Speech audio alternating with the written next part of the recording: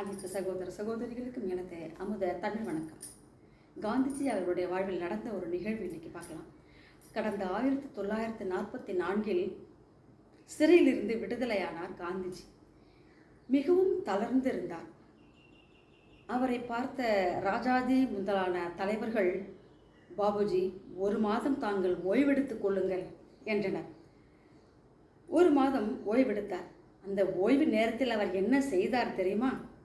பிற மொழிகளை கற்பதில் மிகவும் ஆர்வத்தோடு கற்றுக்கொண்டிருந்தார். அதில் தமிழுக்காக அரை மணி நேரம் ஒதுக்கி தமிழும் கற்கலானார். ஓடி விளையாடு பாப்பா என்ற பாரதியாரினுடைய அந்த பாடலை பார்த்து பார்த்து எழுதி எழுதி பழகி வந்தார். அந்த சேவா சங்கத்தின் தலைவரான சங்கரன் என்பவர் அதற்கு உதவியாக இருந்தார். பிறகு எட்டயபுரத்தில் பாரதியாருக்கு நினைவு மண்டபம் எழுப்ப வரி வசூலிக்கணும் இல்லையா, அதற்காக நிதிக்காக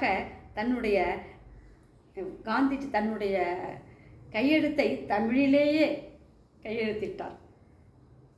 கற்கும் ஆர்வத்தை பாருங்கள். கேட்டதுக்கு மிக்க நன்றி. வாழ்க வையகம், வாழ்க வளமுடன்.